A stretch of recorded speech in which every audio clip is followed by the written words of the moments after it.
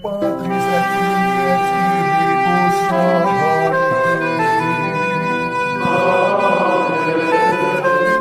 Dominus vobiscum.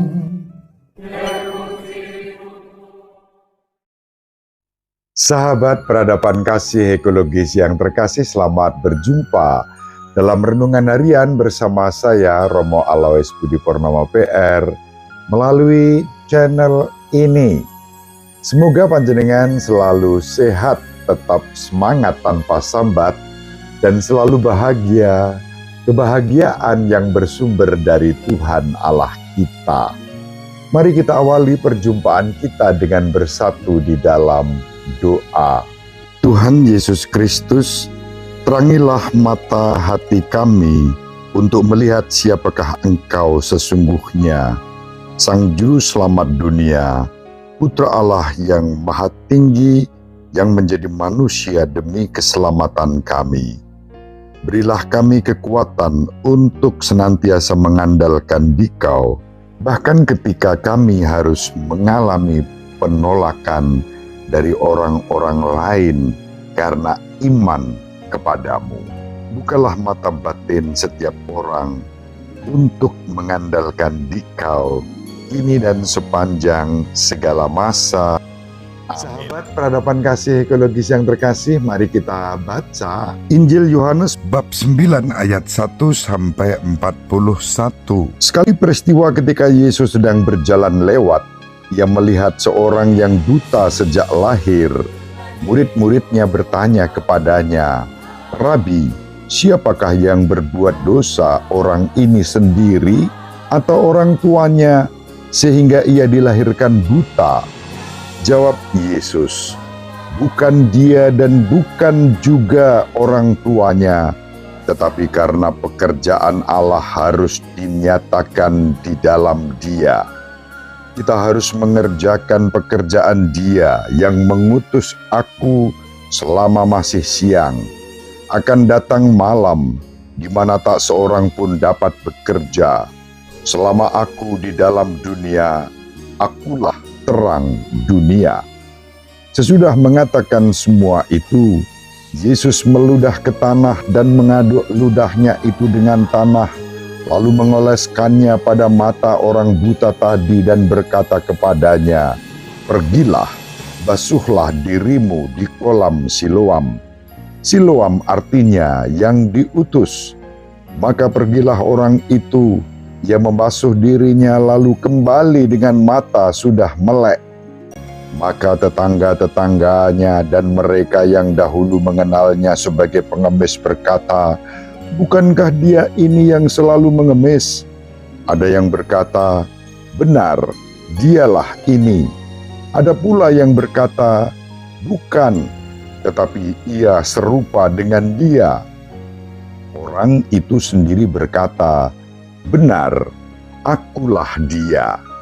Kata mereka kepadanya, "Bagaimana matamu menjadi melek?" Jawabnya, "Orang yang disebut Yesus itu mengaduk tanah, mengoleskannya pada mataku dan berkata kepadaku, 'Pergilah ke Siloam dan basuhlah dirimu.' Lalu aku pergi, dan setelah membasuh diri, aku dapat melihat." Lalu mereka berkata kepadanya, "Di manakah dia?" Jawabnya, "Aku tidak tahu."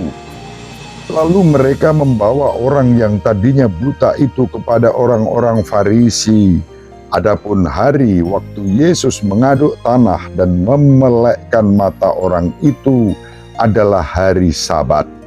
Karena itu, orang-orang Farisi pun bertanya kepadanya, "Bagaimana matanya menjadi melek?" Jawabnya, "Ia mengoleskan aduan tanah pada mataku. Lalu aku membasuh diriku dan sekarang aku dapat melihat." Maka kata sebagian orang-orang Farisi itu, "Orang ini tidak datang dari Allah, sebab ia tidak memelihara hari Sabat." Sebagian pula berkata, "Bagaimanakah seorang berdosa dapat membuat mukjizat yang demikian?" Maka timbullah pertentangan di antara mereka. Lalu kata mereka pula kepada orang yang tadinya buta itu, "Dan engkau, karena ia telah memelekkan matamu, apakah katamu tentang dia?" Jawabnya, "Ia seorang nabi." Tetapi orang-orang Yahudi itu tidak percaya bahwa tadinya ia buta dan baru dapat melihat. Maka mereka memanggil orang tuanya dan bertanya kepada mereka, "Inikah anakmu yang kamu katakan lahir buta? Kalau begitu bagaimanakah ia sekarang dapat melihat?" Jawab orang tua itu, "Yang kami tahu, dia ini anak kami, dan ia memang lahir buta. Tetapi bagaimana ia sekarang dapat melihat, kami tidak tahu. Dan siapa yang memelekkan matanya, kami juga tidak tahu. Tanyakanlah kepadanya sendiri. Ia sudah dewasa. Ia dapat berkata-kata untuk dirinya sendiri." Orang tuanya berkata demikian karena mereka takut kepada orang-orang Yahudi, sebab orang-orang Yahudi itu telah sepakat bahwa setiap orang yang mengakui Yesus sebagai Mesias akan dikucilkan. Itulah sebabnya maka orang tua itu berkata, "Ia telah dewasa, tanyakanlah kepadanya sendiri." Lalu mereka memanggil sekali lagi orang yang tadinya buta itu dan berkata kepadanya, "Katakanlah kebenaran di hadapan Allah. Kami tahu bahwa orang itu orang berdosa." Jawabnya, "Apakah dia itu orang berdosa? Aku tidak tahu. Tetapi satu hal yang aku tahu, yaitu aku tadinya buta dan sekarang dapat melihat." Kata mereka kepadanya, "Apakah yang diperbuatnya kepadamu? Bagaimana ia dapat memelekkan matamu?" Jawabnya, "Telah kukatakan kepadamu dan kamu tidak mendengarkannya. Mengapa kamu hendak mendengarkannya lagi? Barangkali kamu mau menjadi muridnya juga." Sambil mengejek, orang-orang Farisi berkata kepadanya, "Engkau saja murid orang itu, tetapi kami murid-murid Musa. Kami tahu bahwa Allah telah berfirman kepada Musa, tetapi tentang dia itu kami tidak tahu dari mana ia datang." Jawab orang itu kepada mereka, "Aneh juga bahwa kamu tidak tahu dari mana ia datang, padahal ia telah memelekkan mataku. Kita tahu bahwa Allah tidak mendengarkan orang-orang berdosa, melainkan orang-orang yang saleh dan yang melakukan kehendak-Nya. Dari dahulu sampai sekarang tidak pernah terdengar bahwa ada orang yang memelekkan mata orang yang lahir buta. Jikalau orang itu tidak datang dari Allah, ia tidak dapat berbuat apa-apa." Jawab mereka, "Engkau ini lahir sama sekali dalam dosa, dan engkau hendak mengajar kami?" Lalu mereka mengusir dia keluar. Yesus mendengar bahwa orang itu telah diusir keluar oleh orang-orang Farisi. Maka ketika bertemu dengan dia, Yesus berkata, "Percayakah engkau kepada Anak Manusia?" Jawabnya, "Siapakah dia, Tuhan, supaya aku percaya kepadanya?"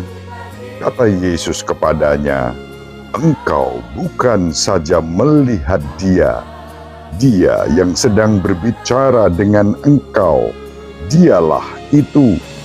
Kata orang itu, "Aku percaya, Tuhan."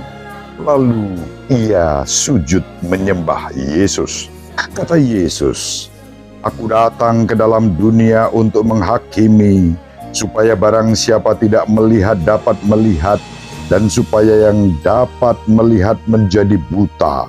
Kata-kata itu didengar oleh beberapa orang Farisi yang berada di situ, dan mereka berkata kepada Yesus, "Apakah itu berarti bahwa kami juga buta?" Jawab Yesus kepada mereka, "Sekiranya kamu buta, kamu tidak berdosa, tetapi karena kamu berkata, kami melihat, maka tetaplah dosamu. Demikianlah sabda Tuhan. Terpujilah Kristus. Sahabat peradaban kasih ekologis yang terkasih, orang Yahudi pada abad pertama umumnya menganggap kebutaan atau penyakit fisik apapun sebagai manifestasi dosa. Oleh karena itu, mereka bertanya kepada Yesus, siapa yang berdosa ketika melihat ada orang yang lahir buta? Yesus menjawab, bukan orang itu, juga bukan orang tuanya, tetapi agar pekerjaan Allah dinyatakan dalam dia. Sahabat peradaban kasih ekologis yang terkasih, sakit penyakit fisik tidak ada hubungannya dengan dosa. Santo Paulus mengisahkan bahwa Allah pernah mengatakan kepadanya, cukuplah kasih karuniaku bagimu, sebab justru dalam kelemahan kuasaku sempurna. Itu yang dikatakan dalam surat Korintus yang kedua, bab 12 ayat 9. Yang setiap kali menjadi soundtrack juga untuk renungan ini. Dari teks itu, dari firman itu, saya membuat lagu Kuasamu Sempurna.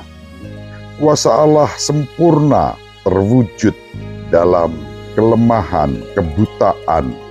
Bahkan kalaupun kita orang-orang yang rapuh, lemah, ringkih, dan berdosa, kuasa Allah sempurna bagi kita. Itu terjadi terutama ketika kita terbuka terhadap rahmat-Nya dan karyanya yang dikerjakannya di dalam diri kita. Sahabat peradaban kasih ekologis yang terkasih, karya Kristus di dalam diri kita yang menyembuhkan dan mempertobatan kita adalah karya transformatif yang mengubah cara pandang orang lain terhadap kita. Masa Prapaskah adalah waktu yang tepat untuk memperkenankan Tuhan menyempurnakan transformasi ini dalam diri kita, tapi hal itu harus dibayar mahal. Orang yang mengira mereka mengenal kita mungkin tergoda untuk mengkritik kita karena puasa Prapaskah atau mati raga kita mengklaim bahwa kita bukan lagi orang yang sama. Bahkan transformasi itu membawa konsekuensi. Transformasi yang dilakukan Kristus kepada orang buta itu membawa akibat yang serius baginya. Orang tidak lagi mengenalinya, bahkan orang tuanya sendiri menjauh dari dirinya karena khawatir, takut dengan konsekuensi yang harus ditanggungnya. Iman kepada Kristus selalu membawa konsekuensi di dalam kehidupan kita. Beranikah kita tetap teguh percaya kepada Kristus, setia kepadanya, kendati pun kita harus menanggung berbagai macam akibat yang bahkan buruk untuk kita secara manusiawi, tetapi mendatangkan keselamatan surgawi. Kita membutuhkan iman untuk mencari Kristus ketika orang lain tampaknya salah paham atau menolak kita karena perubahan hidup yang membawa kita semakin dekat dengan Kristus. Mari sahabat peradaban kasih ekologis yang terkasih, kita saling mendoakan agar kita diberi rahmat untuk teguh percaya kepada Kristus dengan segala konsekuensi yang harus kita tanggung. Ibu Maria selalu mendoakan kita, Bapak Yusuf merestui kita dengan keheningannya. Semoga panjenengan semua sahabat peradaban kasih ekologis yang terkasih bersama seluruh anggota keluarga dimanapun berada, dibimbing, dilindungi, dan diberkati oleh Allah yang Maha Kuasa, Bapa dan Putra, dan Roh Kudus. Amin. Terima kasih, salam sehat, tetap semangat tanpa sambat, selalu bahagia, kebahagiaan yang bersumber dari Tuhan Allah kita. Salve, salam sejahtera untuk kita semua. Peradaban kasih yang terkasih, sampai jumpa pada episode berikutnya. Terima kasih atas kebersamaan kita. Salam peradaban kasih ekologis. Berkah dalam.